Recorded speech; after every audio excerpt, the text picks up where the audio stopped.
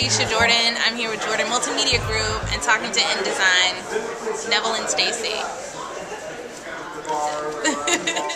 Improving communities through design. Improving communities through design. You have to emphasize the means upon which we're going to improve the community through design. Not around design, but straight through. And it happens in many ways, whether it's what I do already is exhibit design, so that deals with the educational aspect of it, improving that community. Transition over to interior design that also can help improve communities, not just the businesses, but homes and schools and things of that nature. People who frequent those, people who go in, people who own, people who operate. We just want to make sure that those people are in an environment that supports the potential that they have to bring, and maybe, bring that out of them by giving them an interior that best suits them and is designed specifically for them.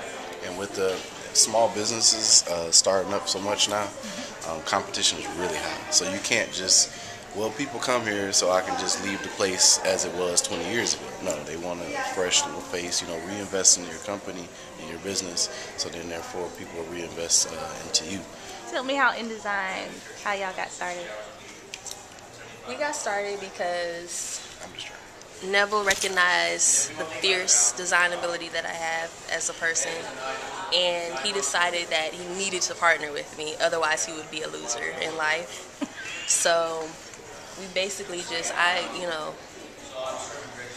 just agreed to let him tag along. So, that's kind of what happened. I don't know if you want to. No, that's not what happened. What's up? What happened was I had the skills. Okay. And she has like some look, you know what I'm saying, with the hair sprout and the broccoli thing on. Are you seriously saying this is so, oh, we're serious? Yes. Okay, seriously. I joked already. What happened was,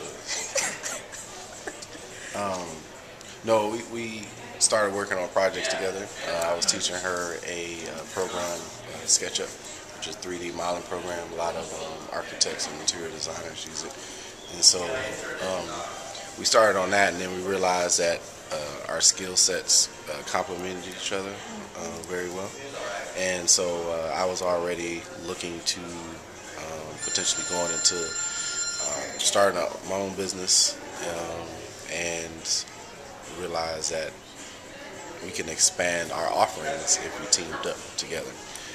So that's kind of where it started about over a year ago or so. Yeah, over a year ago. We basically have a lot of the same beliefs about design too. Like, it should be functional as well as interesting.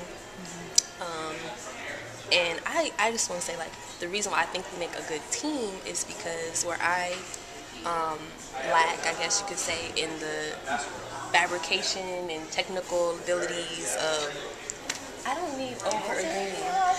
In that area, he makes up for that part.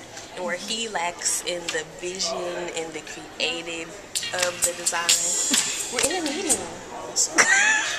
So you explained, your customer, and you explained how you got started, how everything came together, everything. Tell me what the future of ENDesign is. Okay. What is it like? What does it look like? What does it look like? That's my sunny area. out, actually. There you go. It does look sunny. We want to, at let's say 3 to 5 plus years, we want to have a presence, essentially, in Florida, in the surrounding states, and at least have the beginning steps of a presence nationally, to where we can go on to conferences and having events and things, and being mentioned on a level of, hey, this is an upstart. Because even at 3 to 5 years, we would still be considered an upstart. But and that's basically what it is. I want to play off of and grow from where I am as a career, as an individual, where in my field people recognize me by name or by work or what have you. and I kind of want that same thing, for us as InDesign. Just going off of what does InDesign look like in, like, let's say 5-10 years, I just know that once we build our base up, once we get our presence up, as he mentioned, I feel like we would be the go-to for small businesses who really have limited income as far as what can they actually do. So basically, you all are becoming like an educational type of firm where you're out there educating the customer that's or a your part client. of our marketing. Okay. Yeah. Because in turn, That's gonna separate if us we from- become the people that we know it, you know what I mean? They're gonna come the people who know this. Then we become the experts. So then, one of the issues that I'm starting to attack in Jordan Multimedia is, I go and I help people out and I educate them and I leave them with something, but how do I stay relevant to those same customers down the road now that they've moved up to another certain level? So is that like the education that's part of the marketing, right? Well, it is, and I understand what you're saying. I think with that, you would hope to develop a certain amount of loyalty.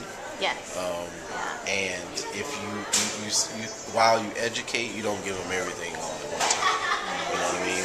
So in turn, they still have to come back to you for that next step and come back to you. And not just because you're trying to trick them to, they're going to want to. Yeah.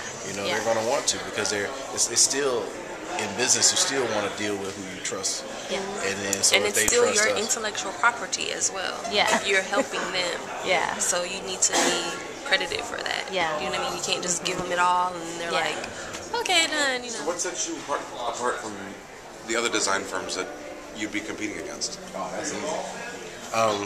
And it gets Walkie-talkie. Nothing? No, go. You're walkie-talkie. walkie-talkie. Okay. That's easy.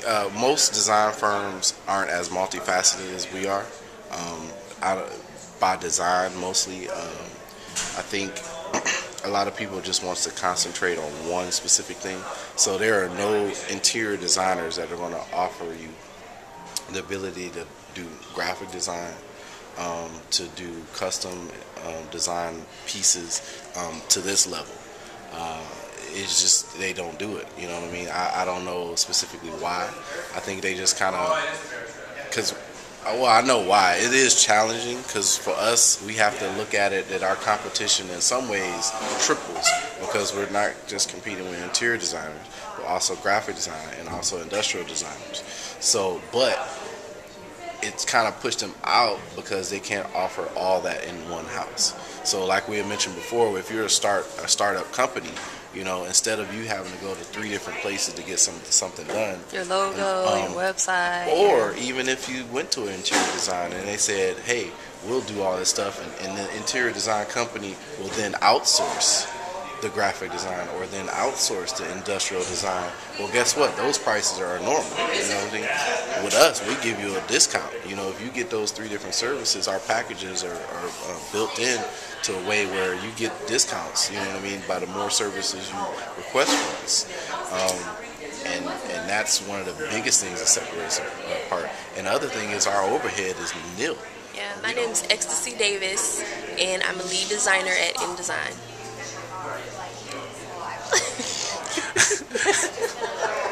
I'm Neville Lee. I am, I don't know what I am. You're but senior designer. I'm the Jamaican. I got tree job, I'm a dry cleaner. I'm the senior designer. I'm the financier. And I pick up the toilets,